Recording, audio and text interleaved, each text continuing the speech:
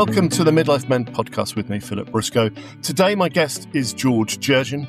He's an author, former businessman, who spent years exploring something many men never properly prepare for. What happens when your career slows down? What happens when the job title disappears and you're forced to ask yourself who you actually are beyond work, and many other things. So welcome to you, George. Happy to be here, Philip. Thank you. Great. Okay, well, let's look at, before we get into the work you're doing now, take me back. Who were you before this became your mission? And what was your own relationship with kind of aging and retirement, that stage of life? Good question. What was I before? I was a maverick. I've tried different things. I lived in the States for 8 years. I was involved in commercial property, troubleshooting, and also managing properties, commercial properties in the US. Because as a young man, I went to the US because all ambitious men go west, and that's what I did. And of course, discovered that there's a lot less in America of the freedoms and the Bill of Rights and all that stuff than there is here in the UK. But that apart, I was also, I had a career menopause or andropause when I was there, which was kind of like just before midlife and for me. And I changed course. I went to study journalism at New York University and went into that arena, public relations. I worked with CNBC when it was in its infancy. So I did lots of things. And I then came back to the UK after 8 years in the US. I worked as a life insurance salesman with Allied Dunbar and Zurich Life. As I said, I've done a lot of things. Varied experience. Just for the benefit of people that don't know, just explain very briefly what the andropause is for men. Andropause is the male equivalent of menopause, where things happen to you or your body that essentially tell you that things are going forward and you can't look back. I'm putting it euphemistically. Is this where things like testosterone levels drop off? Yes. And what sort of symptoms might you experience, which I'm sure many of us have done, but just haven't known it's called the andropause? How can I define it? I would kind of say emotional volatility. I think your manhood is sapping, so to speak. Things are going south and you don't like it. That's what it is. Right. These are all euphemisms for erectile dysfunction, I guess. That could be included. Or maybe I'm talking about energy levels as well.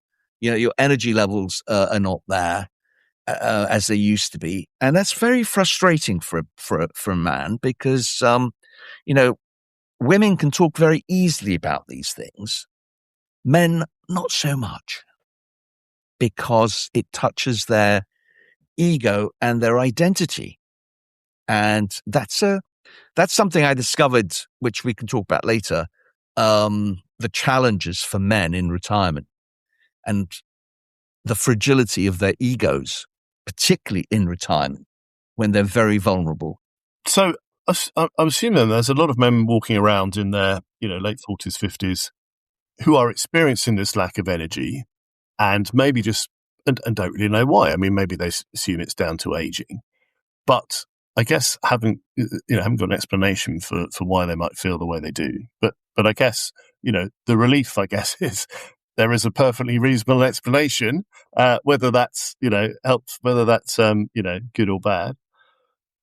So how did you kind of manage it yourself? You've experienced these sorts of patterns, I guess. And assuming you were aware then of what was happening. I mean, how did you then approach getting older, perhaps looking at retirement after the varied career that you had? That's a really good question because that takes us on board what I'm going to share with you, which was my turning point. And the thing is that I didn't know about things like andropause and all the other stuff that I'm going to be talking about in a minute. I didn't know about this before. I had to go through it and come out the other end to discover that, what the hell just happened to me? So for me, at the age of 52, I was diagnosed with a bone tumor and given 6 months to live. Now, that was a real shock. I mean, I had an out-of-body experience, which is my way of dealing with bad news. I come out of myself and I look at myself and I go, it's happening to you, mate, not me. That's the way I deal with it. And I suspect a lot of other people do as well. But for 3 weeks, I need to point out, the oncologist said to me that in 98%, I'll repeat that, 98% of bone tumors are secondary cancer, which means it's spread through your body and, you're looking at 6 months of life. But he said, obviously, we're going to have to do tests to confirm the diagnosis, etc. So for 3 weeks, I went through some torturous tests. And after 3 weeks, I'm called in for the results. And I'm given the good news and the bad news. The good news was I belong to the 2% club, which means my tumor's benign, but it was very aggressive. It was the size of an eggplant sitting on my pelvis. So 2 operations later, I have to learn how to walk again, as thankfully I didn't have to have a hip replacement. I had to learn to walk again, and I studied philosophy. In my spare time. I had lots of time recuperating. But a rendezvous with death wakes you up like nothing else can. And so I did a lot of studying, reading. It changed the course of my life.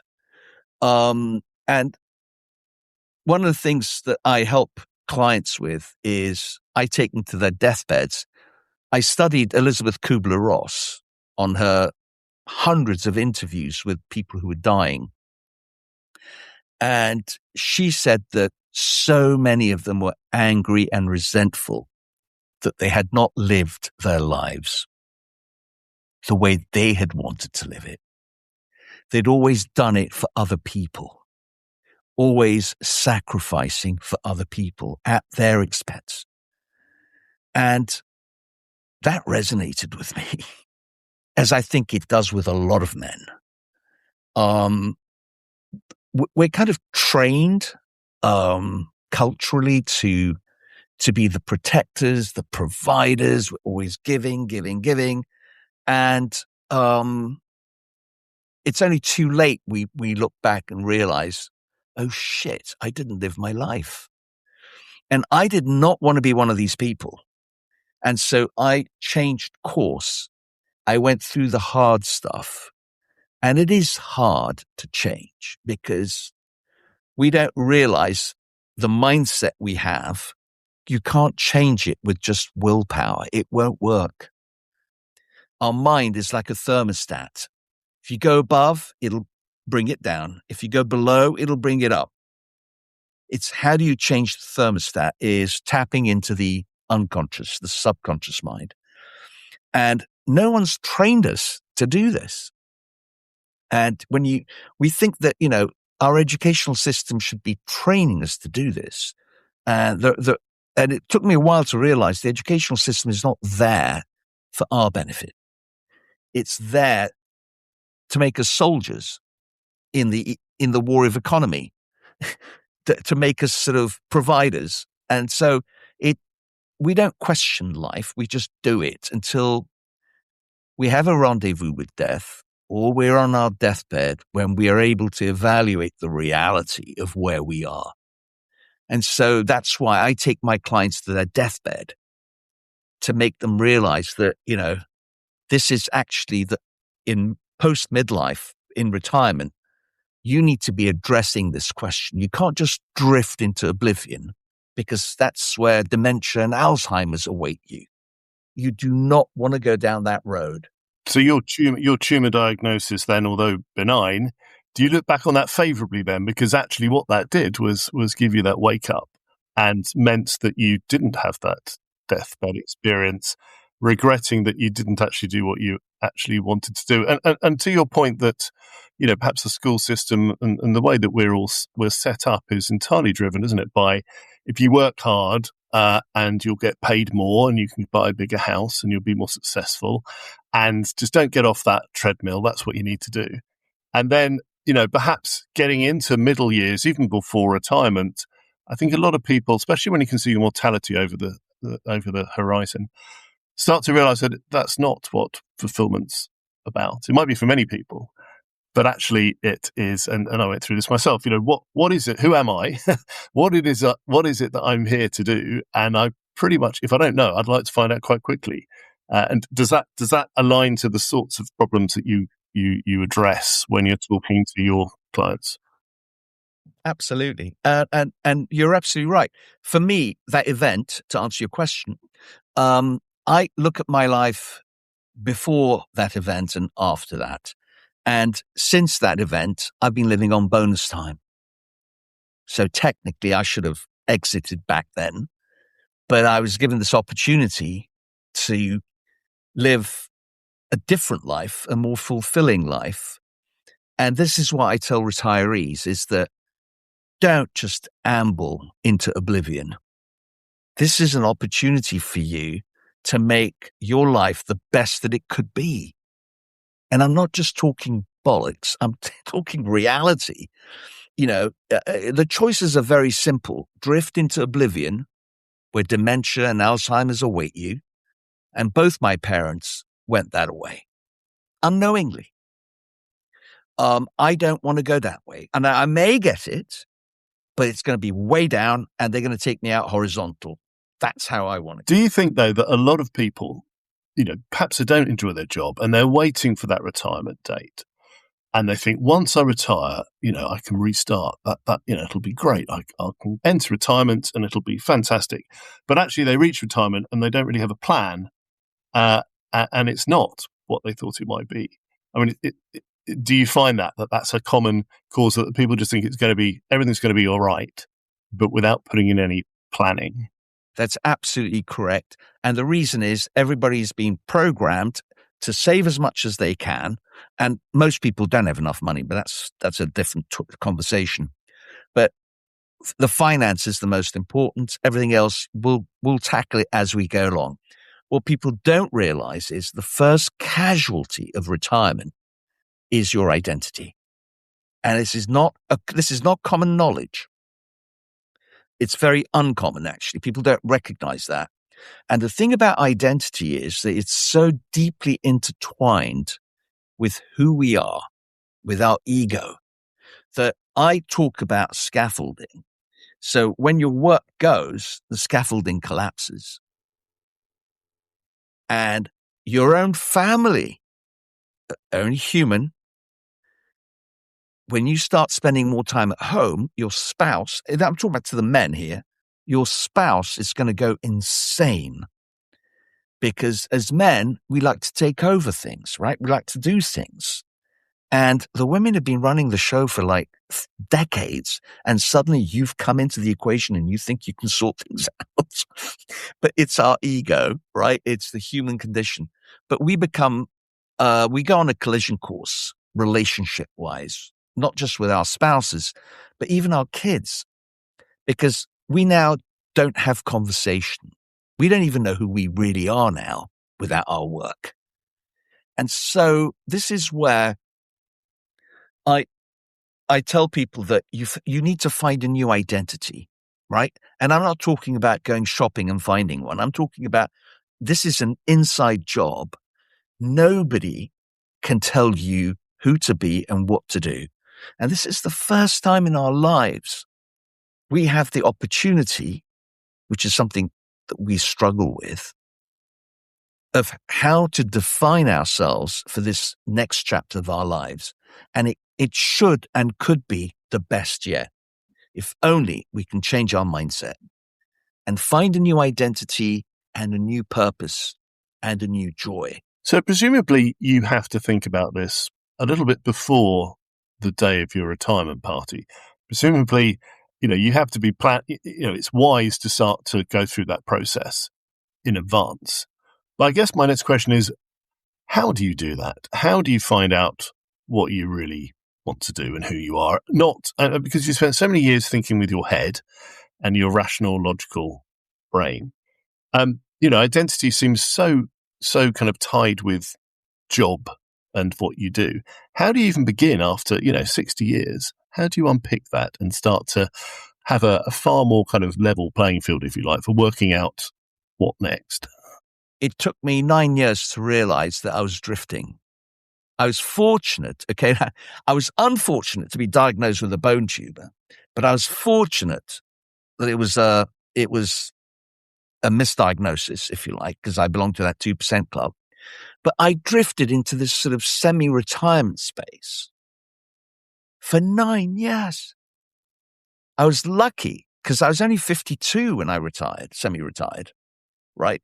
So when I decided to change course, I was still a young 61. Most people, when they retire at 65 or later, there's no more runway left. Or there is a runway left, but they don't believe it. And if you don't believe it, then it's not there. So it's about mindset change. And this is the hardest thing for men because unlike women who have, apart from their work, they have, and I'm generalizing here, but you get the sense of what I'm trying to say. Men, work is paramount for the vast majority. For women, they have other interests. With the kids, right? They've got other communities they're dealing with. So they don't find it so difficult. 70% of my followers are women. Over 65, I'll put that in. Okay? So don't get jealous. Now, the point is that men really struggle with this because they're at a juncture where they're vulnerable now. They're retired. Their identity's compromised. So the barriers are up. They're nervous. They're fearful. And you're asking them to change. Have you lost your mind? I've worked all my life to get to where I'm here. Now you're telling me we're changing direction? Now, some of these guys are such hard nuts that I call them closed pistachios. Their mind's not going to open. And if you force it, it's like trying to break a pistachio. You'll break your teeth on it, right? You just can't. So it's an invitation to those who want to change their mindset so that you can access the possibilities of exploring. And you have to have instead of a fixed mindset, you have to have a growth mindset. You have to be curious, like a young child. Children are very curious. They want to explore. Well, we kind of almost have to go back into that childlike reverie of what is it I lose all sense of time in? What kind of activity do I lose all sense of time in? I even ask poignant questions. What are you really afraid of? Because right behind that fear is what you love. But for years, what do? We suppress it because we've got to get the paycheck in, we've got to pay the mortgage, we've got to do this, right? So we have lied to ourselves for so long. How do you get rid of that muck? It's a change of mindset.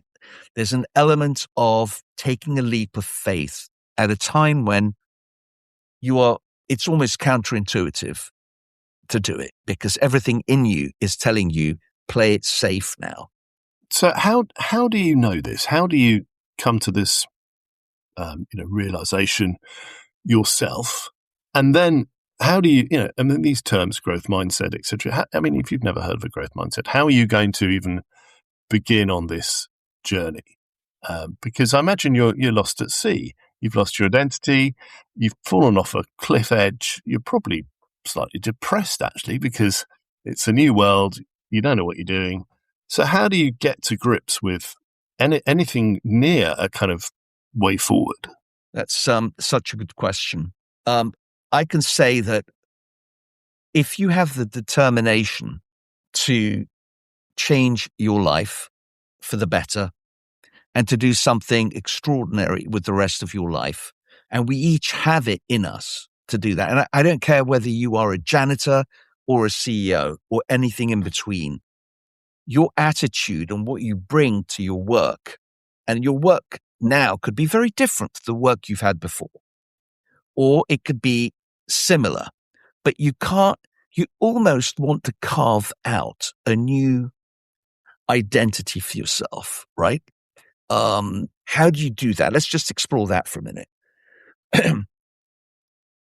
I ask people the same question 5 times, and I want a different answer each time for the same question. The reason we do this is because our subconscious mind isn't coming forth with the answer, because our conscious mind is coming out with our parrot-like responses to questions that we've already been asked. So this is my answer, and it's probably not even yours. It's something you picked up because your best friend thinks that, and you think, yeah, I can buy into that. Let me throw that. But after you ask it 3-4 times, the subconscious mind, because it has to come up with a different one, releases it. So there's a hidden part to every one of us, and we need to explore that hidden part, right? And don't think this is a chore, because you're going to be asking the same question on your deathbed, but you can't do anything about it then. Now is the time to deal with it. Now, is it easy? No.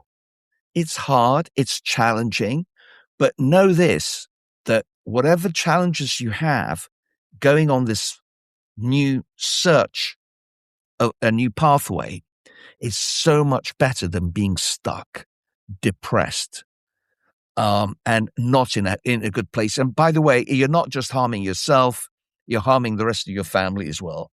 And I mean, I guess a lot of men, once they reach that sort of age, a lot of them are suffering from loneliness, because the people that they knew and surrounded themselves with at work are still at work. Maybe their friends have just dropped away years ago, just through people having lives. So you're by yourself. I mean, how much value is there in just talking to other people and just trying to help get through this with someone else? I know it's not intrinsic, and I know it's counter to traditionally what men, especially older men, would do, which is admit any sort of vulnerability because they don't want to be judged or deemed weak. But do you see that? Do you advocate that? And how do they go about doing that? Well, that's again a brilliant question. I know about this because I've been there. I know about loneliness. I know about fear of being judged and all that stuff. But it's almost a liberation when you sort of finally accept yourself for being weak, for being full of fault, for being imperfect on every kind of level, and for accepting that your body is betraying you and letting you down in all sorts of ways that we can go into in great depth if you want. But my point is once you admit all this, is a form of liberation. Even loneliness, the flip side of loneliness is solitude, which is something that people would give gold ingots for. Solitude is so beautiful. Now, I did not like myself for decades. I always wanted company because I couldn't bear my own company.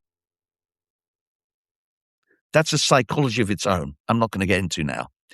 But essentially what I'm saying is that I always wanted to meet new people. That's what gave me my joy.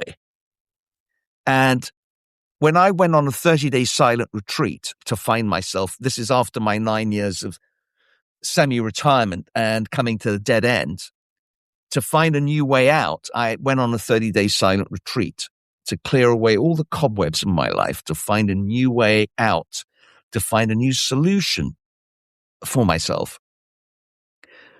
the first 3 days in silence, I was ready to shoot myself. I couldn't bear the silence. It was, and then I finally got used to it.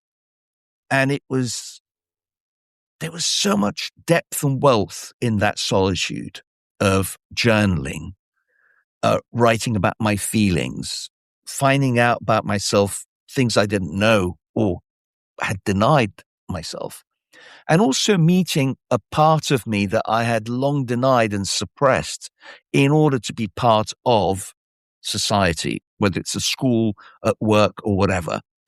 But there's a wealth of mining in solitude. And I think that it's, again, we talk about fixed mindset, growth mindset. Let me just drill into that a little bit to give you an idea of what I'm talking about with the difference between loneliness and solitude. A fixed mindset says, I'm too old to learn.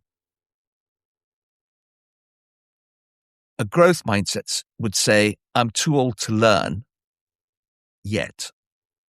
Or, you add that word yet to pivot. I haven't quite used the right phraseology, but you get what I'm saying. It's adding a word that's not absolute, categoric.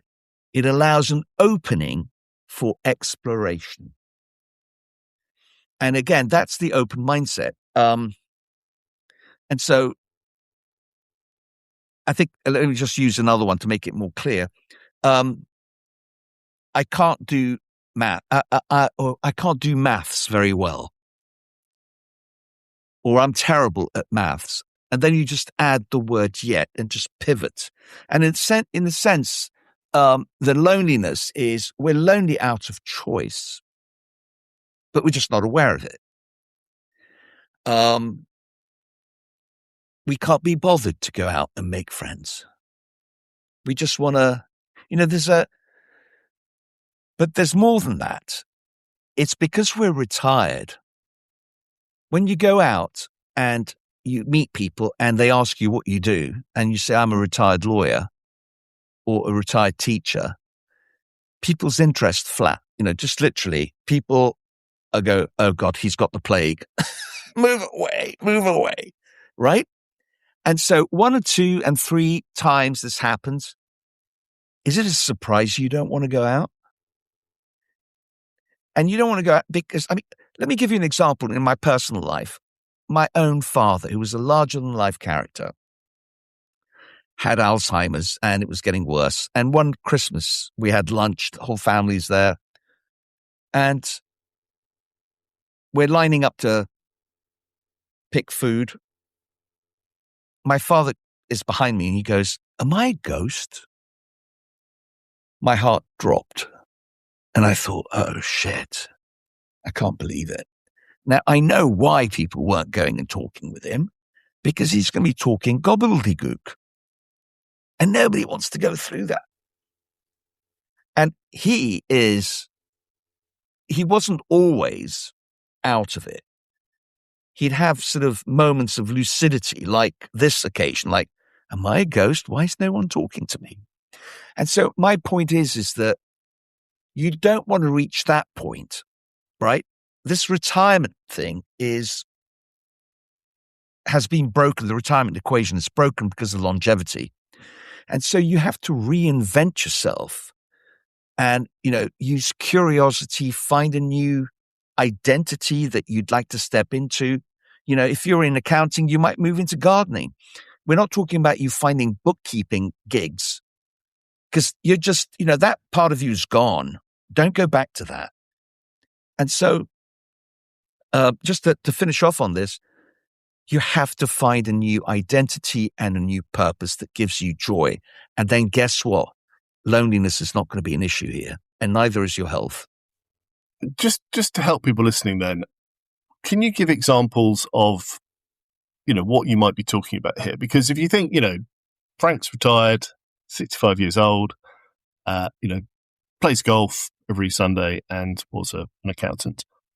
Are you, what kind of, are we talking about finding new hobbies, or perhaps being on a board of trustees of a charity? I mean, I'm giving kind of examples here, and I don't want to, pigeonhole what you're talking about here, or oversimplify it, but just to give it a bit more, tangibility. What sort of things do people end up doing? Because obviously there are limits. I mean, you could climb Kilimanjaro, but you're probably not going to become an airline pilot or, an opera singer. So what sorts of things realistically to help people guide their thinking, might you help people do? Again, a very good question. I like to say to people that I don't have the answers to what it is that you might be in this next chapter of life. And I say this not because of humility, but because I really genuinely don't have the answer. And the answer lies within each of us. And we actually know the answer. It's just there's a lot of grime and stuff that we need to take off. The journey is an internal journey. But to answer your question, there are people who have a purpose with a capital P, and there are people who have purpose with a small p, right? What is it that gives them joy? For an accountant, right? Let's just take right? It might be just going and working, voluntarily at a charity and doing their accounts. But I think, wow, on your deathbed, are you really going to be, are you going to be? Well, I regret it. What's the word for it? Are you going to have? Are you going to have a sense of resentment and anger that you didn't live your life? Because I really genuinely think that most of us, not all, but most of us can really push the envelope here. And I encourage you to do that, because I don't think we were meant to have a mediocre life. Okay, again, that's a rational way of thinking. Joseph Campbell, the American mythologist, used to talk about the hero's journey, right? We all have a hero's journey. And so to that point, I actually was telling people to travel to a country they love, explore with intent of learning, be curious how other people live, see if the things that you like about the way other people live, can you work towards that perhaps? And realize that, oh my God, I'm teaching people to do something and I've not done it. I'm not walking my talk. And so back in 2024, I decided to do an epic gap year for myself, which is the kind of sense that what you need to do post-retirement is to take a gap year, a sabbatical, to invest in. We're not talking about a couple of hours here. We're talking about investing some time exploring possibilities and potential. So I went on an 80 days around the world trip because as a kid, I fell in love with Jules Verne's book, and I always wanted to go around the world. At this point, I'm 69 years old, and it took some doing. It took about 6 months of planning, and then I took my 80 days. I had to get insurance cover, which was really difficult at 69, not for traveling to one country and back, but going to one country and then another and then another. The insurance company was like, whoa, what if this guy falls over? We're not paying this. So if I'd waited another year, I wouldn't have had insurance. So I managed to travel to 5 countries around the world. I went to South Africa. I went to Australia, New Zealand, Japan, and Canada. I was also looking at possibilities of, could I live in those places? I went with the intention of learning. I also wanted to do things that I might never have a chance of doing. Although if you ask retirees, they think they've got plenty of time. They don't realize the wheels are coming off, and soon you're not going to be able to do those things that you think you can. I wanted to do a 5-day luxury safari. So I built that into my my journey, I wanted to see Robben Island, where Mandela had been incarcerated for 27 years, not for political reasons here. That's not what I was going in there for. I was going in there for the man's journey, how he transcended the anger, resentment, bitterness towards the apartheid regime. How do you spend 27 years in jail where you're sort of working 4 hours a day in the sun with a pickaxe on a limestone quarry? And how do you forgive? How do you move on? And not just conquer yourself, but conquer what's ahead of you. And why did I do that? Because it helps me to teach retirees that whatever shit you're going through, if you think that's bad, you've got no idea, right? It's what you're going through is nothing. So don't beat yourself up. All right. You can overcome it in a nanosecond once you put your mind to it, once you get rid of all that negative stuff, that inner dialogue which is keeping you stuck. And that's all it is. It's just stories. And in Japan, I traveled by train, and it's amazing what you can learn from the Japanese. We don't have time to go into it, but their sense of discipline. They have a thing called ikigai, which is about purpose.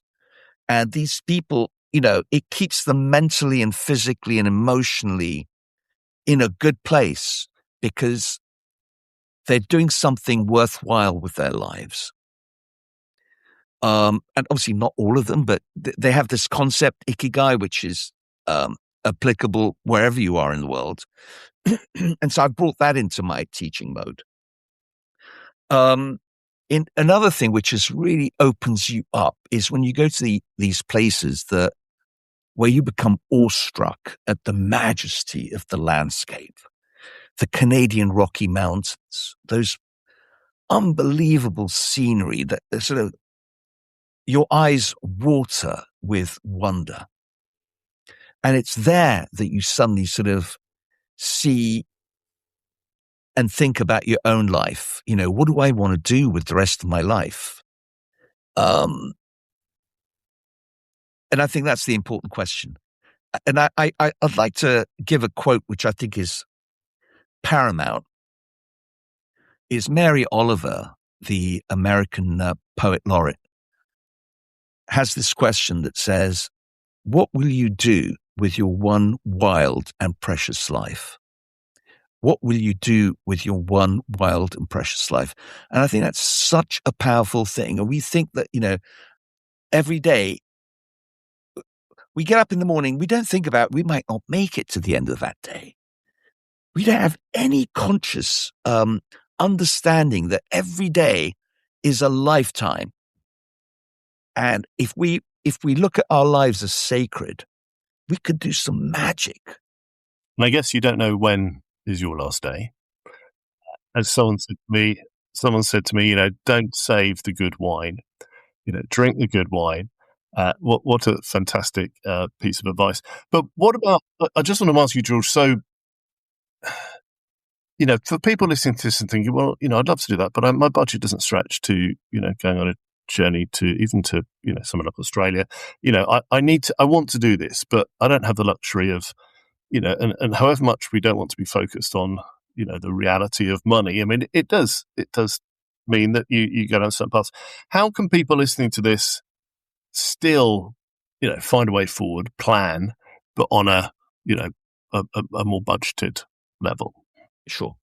Well, I did an epic one because I'm kind of like teaching this, and I did it for me, but also as material to teach with. You don't need to go around the world to find what you want. It could be literally around the next street. It's about a process of questions and actually application, which gets you to the answer you want. I have several courses. The least expensive one is, one of the least expensive ones is an 8-week online course. It's once a week for 8 weeks. It's automatically recorded. Everything is done. Each module has some homework for you to do, and you can sit on it for a week, marinating on it until the next one. And by the 8th week, you bring it all together on a 1-page document that is your working plan. So you can use that as your starting plan to explore the things that you want to be doing. And I think that's £197. So I hope your life is worth a little bit more than that, because that is a very valuable thing to do. But for those of you who are still working, get onto your HR department and get them to sign me up to do a course for all your retiring cohort. And for that amount of money per person, I could do it live for you each week for 90 minutes a session. So, and we could actually work through all the questions you have. And it could, I leave it to you, but that's how I would go about it. So I think you, am I right in thinking you've surveyed more than 20,000 people, retirees? What, just, briefly in the time we've got left, what are the main, takeaways from that? Because presumably you see some people who are happy and you see some people that are not, not fulfilled. What are the general, in your, from your perception of that survey, what do you see traits of people that are happy and those that aren't? I don't have the answer to that because that question was not posited. However, what I did learn from that 21,000 people who responded. Let me give some context very quickly. I had a 9-question survey, which I couched as a quiz because people love quizzes. They don't like surveys. But that night, it was a few demographic questions and a few psychographic questions. For example, one of them was something like, what is the single biggest challenge you're facing in retirement? The answer to that was a bit of a shocker to me. And this was over a period of 12 months. It was on Facebook. It was targeted to people aged 55 to 75 in the Anglosphere. 50% said health concerns. And I'm going to address that in a minute. 35% said outliving their savings. And 15% or thereabouts said aimlessness. Now, 50% health. This was back in 2020. So we're talking about the pandemic, understandably, but I was still shocked, 50%. But the health issue, again, is so important. When people retire, they have so much time to think about their health because their mind isn't working. It's not focused on anything. So what do? You look at your money, you look at your health. And if you've got plenty of time to think about it, you'll create new problems. Particularly if you've got social media, you'll create massive new problems. And so if you have a new purpose and a new direction and a new identity, your body's looking after itself. Your mind is focused on your work. Your body will follow. And you don't have time to worry about unnecessary health issues that probably don't even exist. So how do people get hold of you, George, if they want to contact you or, access any of your tools? My website, georgejerjian.com. I've got my courses on there. I've got lots of podcasts that you can listen to. I've got articles and stuff that you can read about, and it gives you a good sense. And I've also got a 1-hour free of charge video to explain to you the process, which you'll find helpful. And DM me or message me, contact me, drop me a line. Let me know. I'm happy to chat. So feel free to book a 15-minute slot. Or if you're a business and you want to talk about providing stuff for your clients, your employees, happy to chat on a 50-minute exploratory call. It's all there on my website and also on my social media handles, which are either George Jerjian or Retirement Rebellion. Well, we'll put those links in the notes. So all that remains, George, is to thank you so much. Really, really great advice. You've certainly got me thinking. And thanks. Thank you for joining us. It's been most enjoyable. Thanks, Philip. Thank you for listening to the Midlife Men podcast with me, Philip Briscoe. If you'd like to learn more about George and his work, visit George Jerjian, so that's JERJIAN.com, where you'll find articles, podcasts, and information about his DARE method. You can also connect with George on social media by searching for George Jerjian or Retirement Rebellion. To help raise profile of this podcast, it really helps if you can review it, follow the show on your podcast platform, and please do share it with your networks and people you think might benefit from listening. If you have a story to share, then do please contact me through the website mid-lifemen.com.